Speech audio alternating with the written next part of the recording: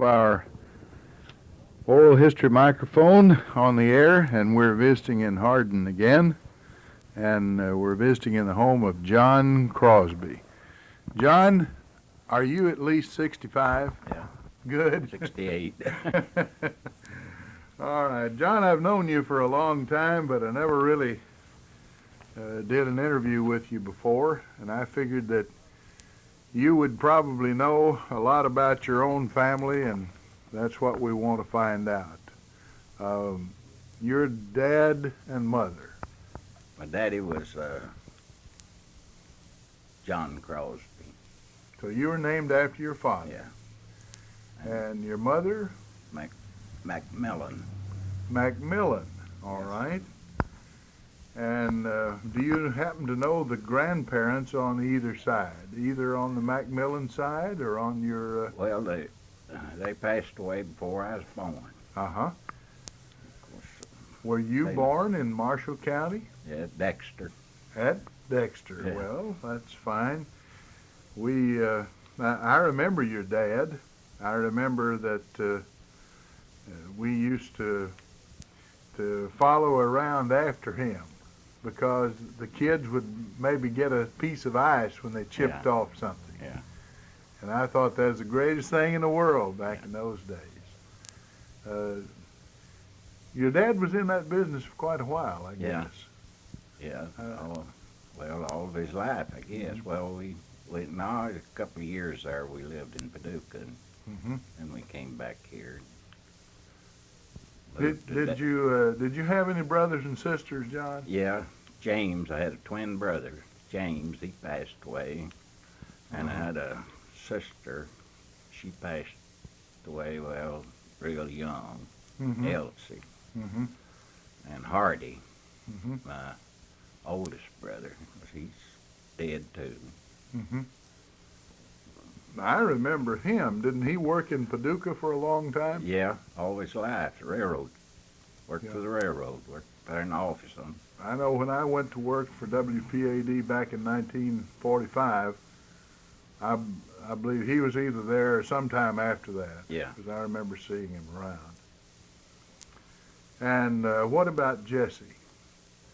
Well, Jessie, she worked at Paducah for a pretty good while, and then she worked she worked at a jewelry store, and she went to work at Benton at a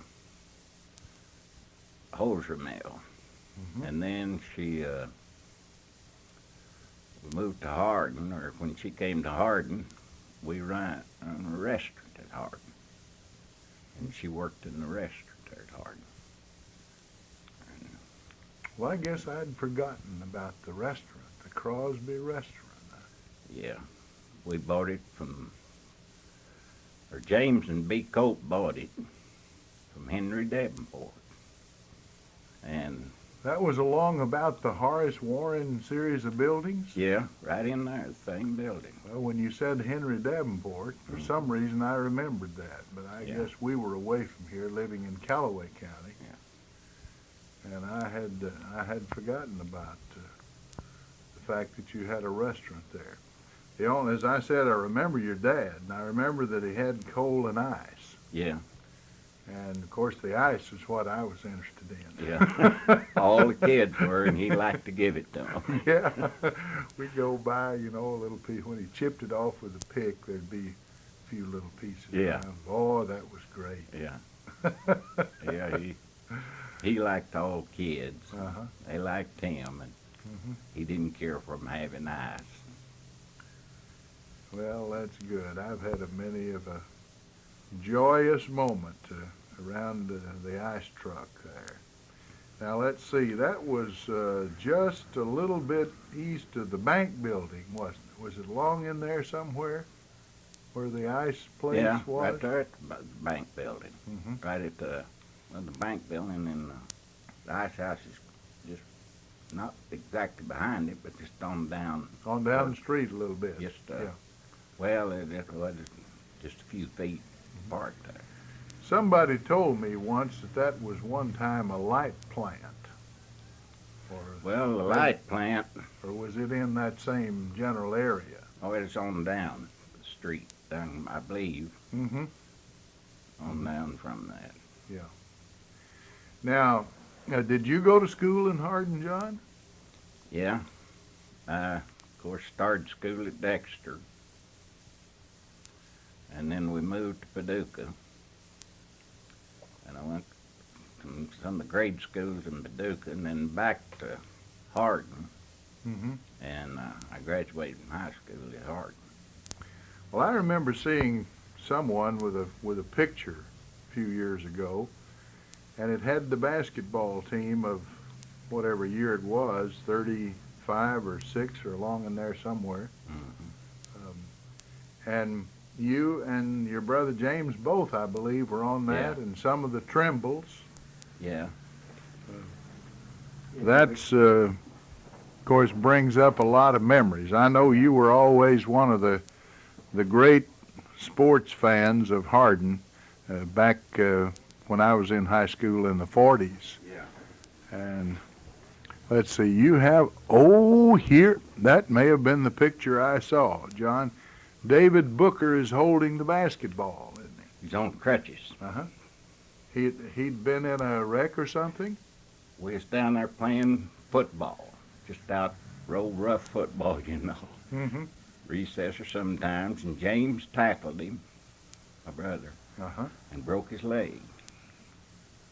And that's, Well, I see your picture, John, and I see James, I believe, and there's, is that Dwight Pace in the back? I think it is, right there. yeah, And that's a Trimble. Is that the one they call Guinea? yeah, that's Joel, Mm-hmm. and Joed Pace, and Earl Gay, and of course there's Peggy, Peg Trimble. yeah, and James and me. All right, and that was the basketball team of what, about 35, was it? Yeah, in 36. Mm-hmm. I think we graduated in at least 36. May 36. All right. Well, that's a treasured picture there. Now, Yeah. what's this other photograph you have? That's a school group, a few of us. Uh-huh. And that's the old building, of course. That's the old building. Now, I remember that building burned in February of 1937. Yeah. And I was then in New Concord High School, and then we moved here January the 1st, 1938, back to Hardin, and been there ever since. Yeah. Place we rented from Dave Booker, Yeah. and then finally bought it. Yeah. After Mr. Booker got in poor health. Well, that certainly brings back a lot of wonderful memories there. So we've gotten everybody that you had on the basketball team. Do you remember any outstanding things about your seasons, things that you thought were great at the time, or you never did score a basket for the opposition, did you? No, but we had one boy too one night, but I don't remember. The reason I said that, there was a boy that I worked with at Paducah named Gene Peak, who played for St. Mary's, and the first time they put him in the ball game, he ran and scored a basket for the opposition. And of course was terribly embarrassed by it. We had a coach once. We was way ahead, and he said, "Well, let's have a little excitement." Said, "So one of the boys, I forget now which one." Said, "Run down, score for the other team." And he did. You must have been ahead, We were, way ahead. and everybody, the fans jumped up and hollered, you know, and they didn't know he was doing it on purpose. Yeah. And then a few times we had him, and you know, they wasn't aiming to. They Yeah. just got turned around. Yeah. Well, you did you work most of your life in Hardin, John? Yeah. I've been self-employed all my life, except 3 months. I was water boy on this concrete and Highway 80 out here that summer. Uh-huh. And outside of that, I was self-employed all my life. Yeah, that is what, about 38 or along in there somewhere? Yeah, 37. 37 or 38. Yeah. I know Bob Humphreys of Mayfield had been made highway commissioner Yeah. in the first Chandler administration. And they all said he built that road to his hometown of Mayfield. Yeah. I'm glad he did, of course. Yeah. Yeah. That was a great thing for those days. And you worked with your father Yeah. as long as he lived, and then you haven't been retired all that long, have you, John? No, I retired at 62. I drew one check. I got dissatisfied. I went back to work and worked till I was 65. Yeah. And then I was coming out as better satisfied than you, and I wasn't going back. Mm-hmm. When I was 62, I had on my mind of going back, and I did. Yeah. And, Well, I believe that reduces your pay by about 20%, doesn't it? Yeah. When you go out at 62. yeah. Then I drew the same. I think I drew one check. I drew the same amount of check. I mean, the checks was the same amount, but I got back pay. Mm-hmm. I don't know. I got $1,300, and I don't know why. I got to worrying about it, so I asked somebody betting about it. And explained to me. He said, "You're all right. There's nothing wrong." So I was satisfied. Yeah. Well, let's get back to anything you might remember about any of your teachers in school. You remember? Oh yeah. When we moved to Hardin, I guess, or well, when I was going to Hardin, is Mr. Lewis. Junius Lewis from down around Ballard County, Yeah. wasn't he? Uh-huh. He was principal, and Mr. Homer Laster was one of the teachers. And Now, Miss, is he the one that married the Kello? yeah, and Miss Lois Black. They had 3 high school teachers. Mhm. And that was the teacher. Now, Lois Black is still here in Hardin. Yeah, isn't she? yes, she still is. Mhm. Well, they had 3 when I was in high school at Hardin. And, did you ever have any spelling bees, pie suppers? Oh yeah, we had a lot of pie suppers. Yeah. Few spelling bees, not too many. I never did get in there. I know that in later years, I don't remember the exact years, but I know that sometimes you would take Caddy Brown around to ball games and so on. I guess everybody around Hardin had to get acquainted with Caddy Brown. Yeah, Caddy had to. Of course, Caddy didn't have any way to go, Mm-hmm. and he would go with different ones. Anybody'd be glad for him to go along. Mm-hmm. He enjoyed it. Well, he certainly did. Caddy was something. He raised about every kid in Wadesboro. All up and down that road. He'd when one would get out of high school or move off or something, he'd pick up him another one. Yeah. I can remember we lived in Wadesboro on Ruby Edwards' farm in 1926. I was 5 years old that summer in July. And Caddy was a great storyteller. Yeah. And he'd tell me about the 3 bears and Yeah. various and sundry kinds of stories, Goldilocks and the 3 bears. And I'd crawl up in his lap and say, "Caddy, tell me a story." Yeah. And off he'd go. Yeah. Caddy always liked to he'd always run around with somebody a lot younger than Mm-hmm. he was, Yeah. Because Caddy, he's a pretty good old Caddy. Everybody liked him. Oh, yeah.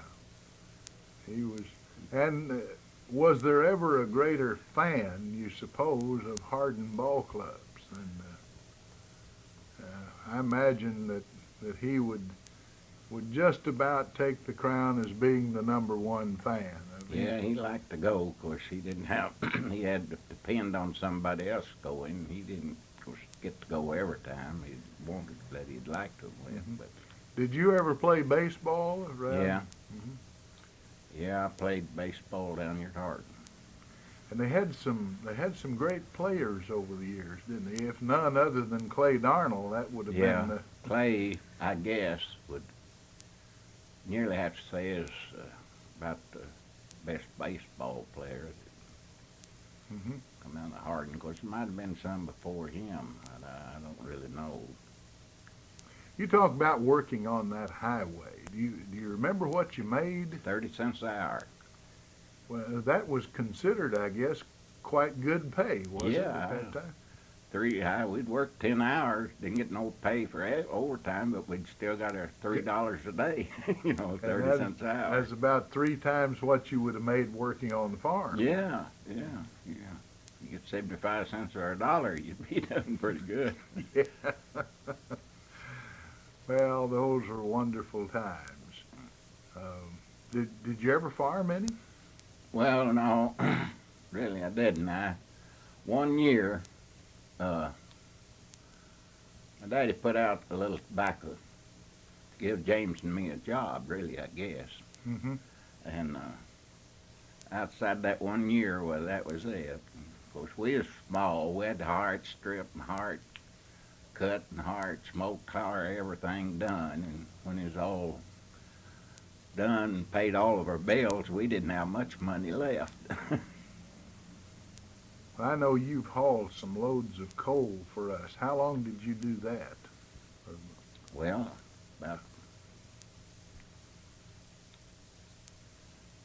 all my life, Yeah.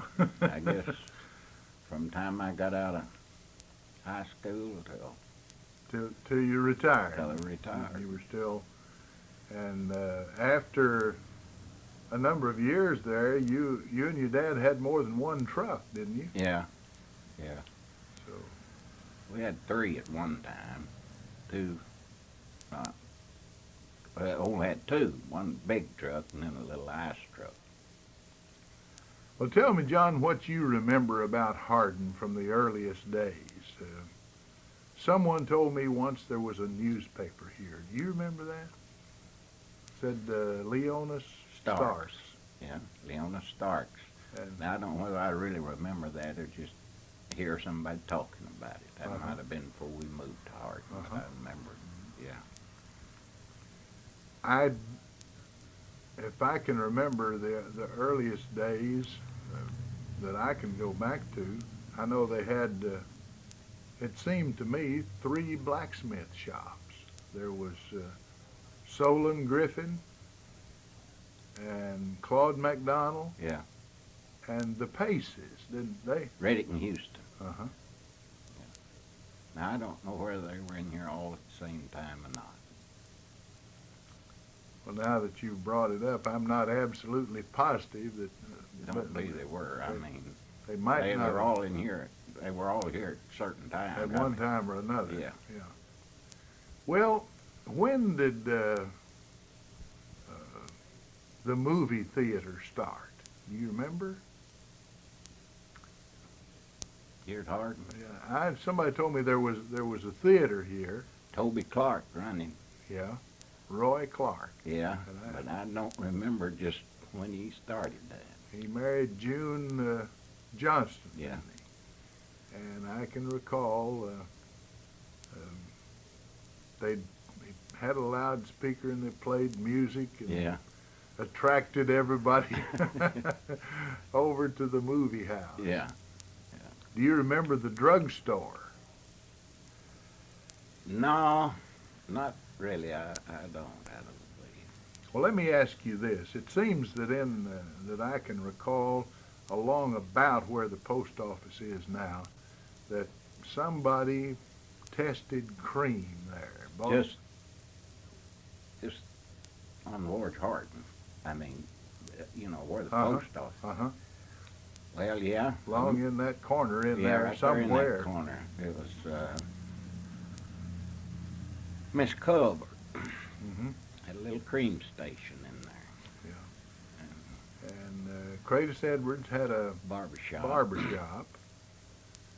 Now, sometime after that, on the next to what used to be the big Pace's store and was later, I guess, Vorse's, I called it, and the post office was over there, till that building burned. There was a little barber shop in there that Archie Cornwell ran. Yeah. Archie first had one right up here on the hill. Then he moved it down Hart. Out here in what we call Fairview. Fairview, yeah. Yeah, right up there. Yeah. He'd use a coal oil lamp. Didn't have no electric lights up there. I went up there one time to get my hair cut and began to get dark. He said, John, I'll just have to wait till tomorrow to finish this up. I went back the next day. Yeah. Well, John, I'm sure you remember Hardin's great basketball team of 1941. Yeah. Lost only one game in the whole season. They won 40 or more, as I recall. Yeah. And let's see now. Carl Johnson was the coach. And let's see. The regular starting lineup would have been Billy Irvin at one guard and Gerald Trimble at the other, and John Paget at center, and Big Red Thompson at one forward, and Tom Trimble at the other. Up there they are, Ray. Oh, John has brought a picture. Now, many people won't remember this, but Hardin, they'll look through the records and they'll say, well, what year was Hardin the champion of the first region? They moved them out of that region into the second region. Yeah. And they had to play the tournament in Madisonville. Yeah, I remember that. Well, I remember a funny story. It was funny to me at the time about Billy Irvin. Said that they were playing an unbeaten team from up in there. It seemed to me it might have been Rineyville. Yeah, they played Rineyville. And there were twins on that team at guard, and one of them wore 33 and the other one 88. And they had the numerals to where you really couldn't tell them apart, and they were identical twins. So they were losing their assignments on a man-to-man, and so they called timeout. Said, what are we going to do? How are we going to tell these guards apart? And Billy Irvin said that Trimble said, well, I'll mark mine. Yeah. And so they came down a little bit later in the scuffle for the ball, and Gerald hit this fella on the forehead with his elbow some way, and it bled a little bit, and they got some Band-Aid and patched him up. And Gerald said, I've got mine marked now. Yeah. Yeah, it's pretty rough. Yeah. You know the Thompson boy here, Ray. We went up there, and he got to run in a fever. Carl sent him home. He got out in Hardin, caught the first car, and went right back. And up there, but Carl wouldn't play him, and he never did. He wouldn't put him in the game. But he thought he was gonna get to go back in, go ahead and play some more, but he wouldn't. And his daddy was sitting down here, listening to the game, and he made the statement, I believe if they'd put my boy in there, they'd pull that through. And Carl, somebody told Carl after that what he said. He said, I wished he'd have been up here and have told me to put him in there. Yeah. Of course, Carl. Well, they lost by 1 point, as One I point. remember, and to Inez that became the state champions. And then back in those days, they played a consolation game, Yeah, and they won it over Lexington Henry Clay. yeah. Back to the Henry Clay. Well, John, do you have anything special that you want to put on here? Our half hour has just gone flying by. Like, before we sign off, maybe you have some special story you'd like to tell and leave us with? Well, I guess we covered about all of it. Well, let me ask you, if it doesn't embarrass you too much, and it won't me, would you tell the story that you told me once about the fellow that said he thought Rip was a good player? Yeah. Of course, my trademark was when they hit a long one that was pure cotton or touched nothing but the bottom of the net, I'd say he ripped the net. Yeah, you'd say he ripped the netting, and somebody was somewhere now. I don't know where I got this, but I got it. Yeah. He said, "Well, I don't know." He said he didn't take in basketball games. He said, "I don't know," but he said, "Now I'll tell you." He said, "That boy on that team they called Rip was a pretty fair ball player, I thought." Well, thank you, John Crosby. I remember that. Yeah, very well. All right, that ought to be a suitable ending to our oral history for today, which originated in Hardin in the home of John Crosby. Ray Mofield speaking. We return you now to our studios in Benton.